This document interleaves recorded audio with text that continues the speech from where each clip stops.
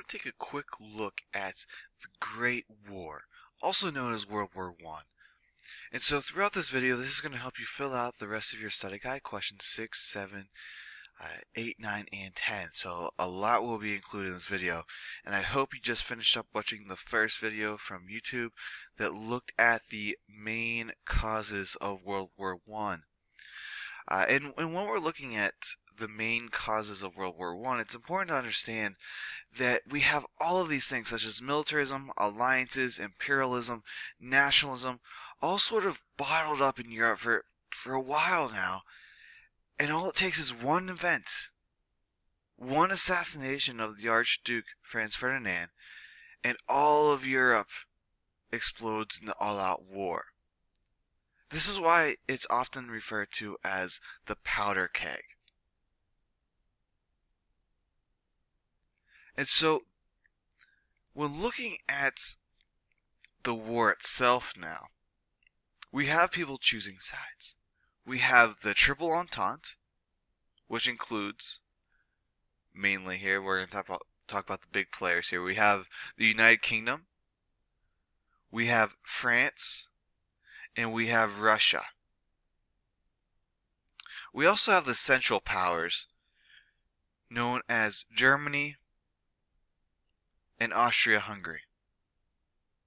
And then also there was the Ottoman Empire, but this war is mainly going to be carried on by Germany and Austria-Hungary here. And so what we have is these two sides that are competing for land and resources. There's a system of treaties here. There's disputed borders, and there's military buildup, all of which was mentioned in the previous video, which will explain to you how Europe exploded into this all-out war. Now, when this war is first starting, the United States is not involved.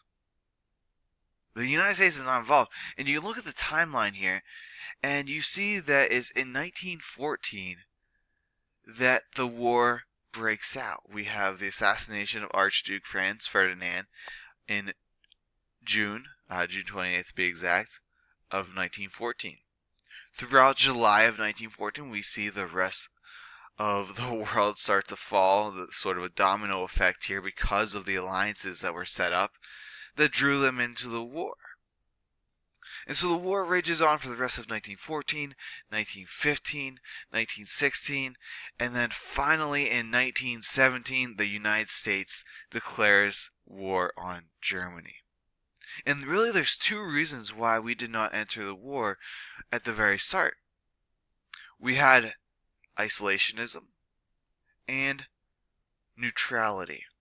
Those are the two reasons why the United States did not enter the war in the first 3 years. So when we look at American isolationism, this has been going on for a long time. I mean, America has sort of been gifted with the ability to distance itself from Europe, which has had its history of wars after war after war. And if you look at the map here, I mean, we are thousands of miles away from Europe. We can be as involved or as isolated and alone as we'd like to be. Now, it's hard to think about America being isolated and not involved in European wars because nowadays we are sort of involved all over the world, not just in Europe. But we were not involved in these alliances. We had this foreign policy that we do not get involved with these foreign alliances. And that is sort of the idea that America was living by at this point in time. So we did not feel that we had any obligation to get involved in this European war.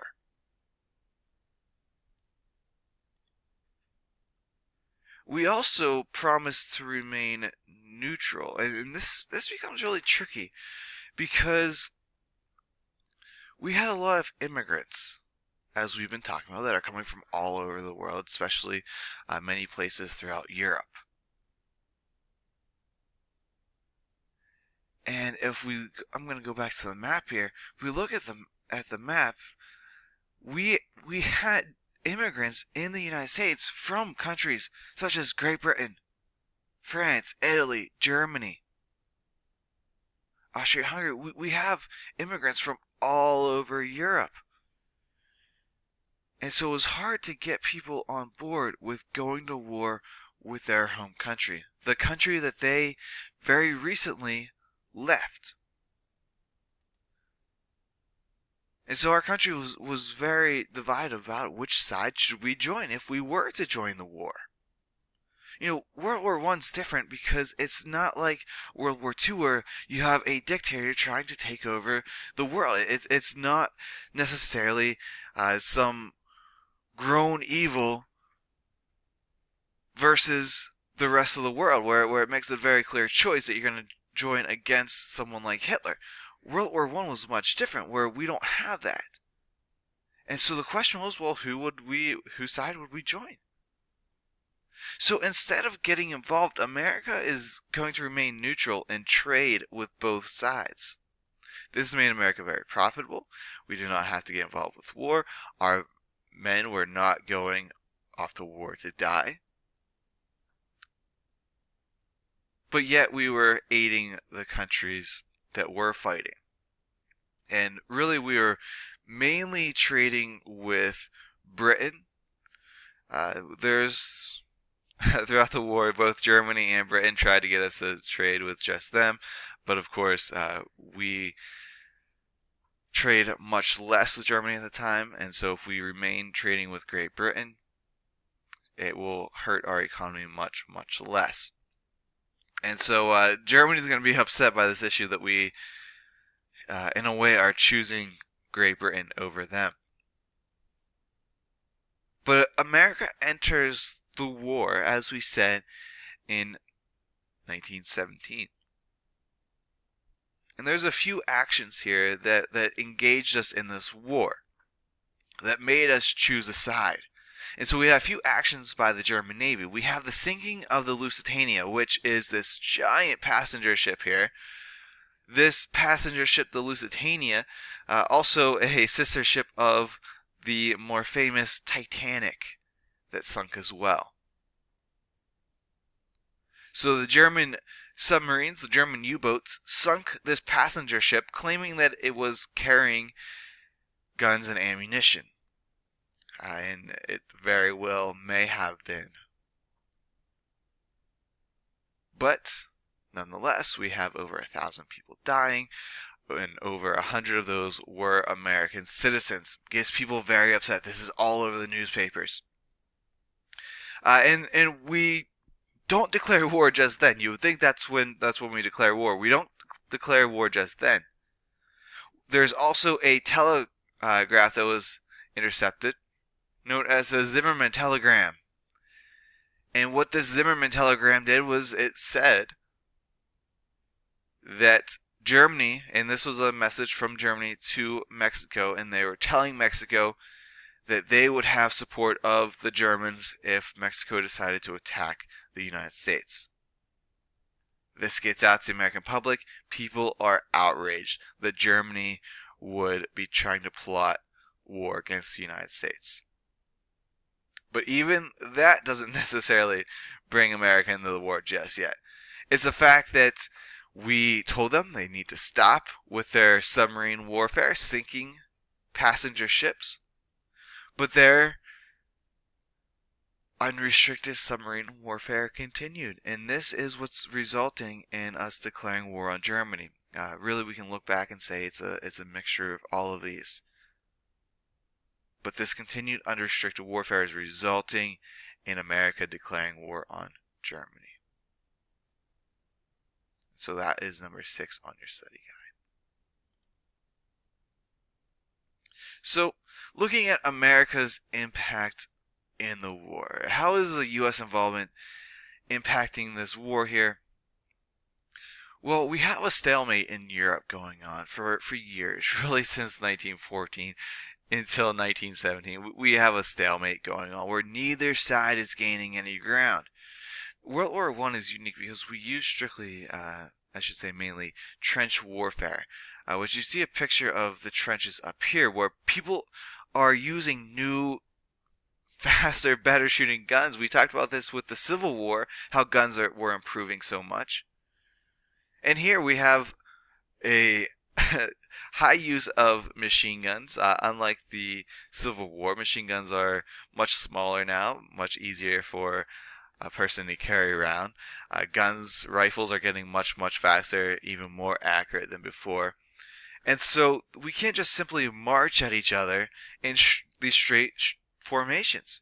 So what they do is, instead of marching in straight formations, they dig into the ground, bunker down, and they fight in trenches. And one trench would charge the other trench, and then the other trench would shoot at them and then charge towards them afterwards. And it's this ongoing warfare that really, it's deadly, it's horrific, but it doesn't gain any ground. It results in a stalemate. And so if you look at the map here, we had the Western Front sort of running along the French border, and through Belgium here. And we had the Eastern Front running down through Russia, but neither side was gaining any ground until the United States joined. And it's the fact that the war was going on for so long. It's such an awful war where people are just sitting in these trenches. It's tough on morale. And so the United States is bringing fresh troops, fresh supplies, and once we enter the war, we throw off the balance and begin pushing the front, and ultimately we'll be defeating Germany. We had two more things I want to talk about here. The Committee on Public Information. This is what we're going to be talking about more in class. But the government was trying to control the way Americans viewed the war. We had President Wilson establish the Committee on Public Information after the U.S. entered the war. And what this Committee on Public Information, the CPI, is doing was trying to convince people of America's duty to win the war. Trying to get people on board. Trying to get people involved. Trying to get people 100% backing America here. Because remember, we had a lot of Germans in our society. So to convince them to go to war against their home country is going to take some real convincing here. But it's using different means such as articles, movies, pictures, and posters, and it's using propaganda to get people to join in the efforts. So we'll talk about more in that in class. But there's also the Espionage and Sedition Acts. And so what the Espionage and Sedition Acts are doing is it makes Americans, especially those of German ancestry, making sure that they're staying loyal to the U.S. during the war. And so they're banning any material that can be treasonous to the United States. It becomes treasonous. It becomes illegal to talk bad about the United States. If you're criticizing the troops, if you're criticizing the flag, if you're criticizing the national anthem, whatever you're doing, it's going to be illegal. You can't talk bad about the United States here. And of course, this is going to be very controversial. But they went even as far as to say and to prohibit disloyal, profane, or abusive language about the United States. Again, it's trying to get people on board with the war by literally giving them no other choice. By literally saying, if you talk bad about the United States, you are going to be arrested. We're going to assume that you're with the Germans. And so it's trying to make sure that Germans are staying loyal. They're passing any information against the United States through the mail. The Post Service is going to stop it. They're going to make sure that that letter does not get sent. And so that is the Espionage and Sedition Acts. So to read more about these, make sure you check out your textbook and that you're caught up with the reading. And we will talk more about the Committee on Public Information in class.